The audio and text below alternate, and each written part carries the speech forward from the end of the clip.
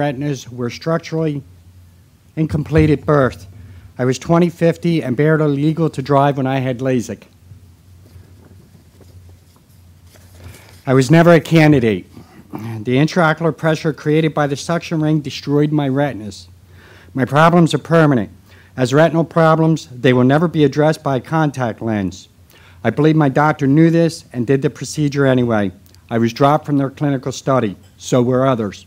Those data were never reported to the FDA. The doctor sued me because I set up a website and told the truth. I've addressed my concerns to the FDA for over 5 years, not only on my behalf, but also on behalf of others. In 2003, I filed a petition regarding medical devices and safety of refractive surgery, which was ignored. Help was offered by Ombudsman Les Weinstein and then retracted. My concerns today are with those needlessly damaged by refractive surgery. Even with the most modern technology, there are still too many people writing me, telling of the nightmares they now live with on a daily basis. I've received several hundred emails this past year from people seeking help. Many of those are depressed. Some of them have confided that they want to commit suicide, and this is just through one website. Having corresponded with many of those patients, I believe they are just ordinary people caused in unusual circumstances. There is nothing remarkable about them, certainly nothing to suggest perfectionism or any of the other reasons that some LASIK doctors use to excuse their own bad results. The FDA's capacity to oversee the refractive surgery industry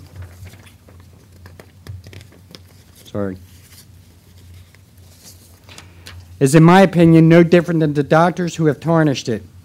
The FDA has been ineffective in overseeing investigational studies, ineffective in enforcing the policies mandated for the industry, and ineffective in providing thus far the protection that many of us here today should have had.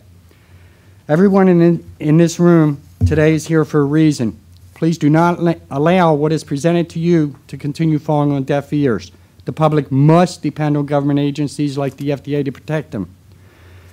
In a recent press release, ASCRS volunteered to contribute funding for the FDA study on LASIK complications and quality of life. The FDA has already received copious amounts of criticism because of funding received from the pharmaceutical industry. Essentially, industry funds the FDA, which creates conflicts of interest. I asked the panel how funding received from ASCRS is any different. Most of the patients who have emailed my website feel deceived and lied to by surgeons who have exploited the public perception that doctors are healers. Why should damaged patients trust an organization of such surgeons any more than they trusted their own surgeon? Included with my submission today, I would like to emphasize are 2 letters previously written to the FDA, which are already public record. These letters apply not only to me, but many others.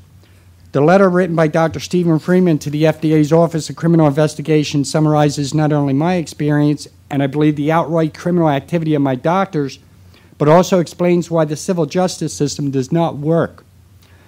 The letter written by Dr. James Saltz, respected LASIK surgeon and principal investigator for past FDA studies, emphasizes that I was not a proper candidate for LASIK and tells why.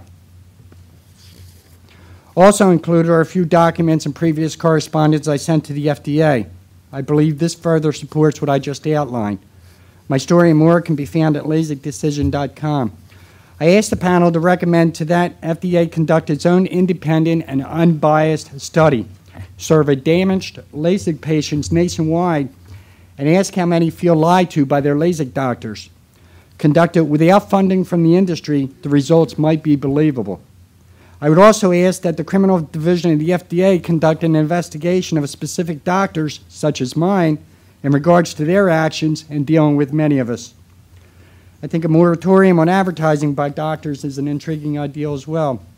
So much is made on patient selection, but more should be done on doctor selection. Maybe a website listing doctor qualifications in the standardized verified format.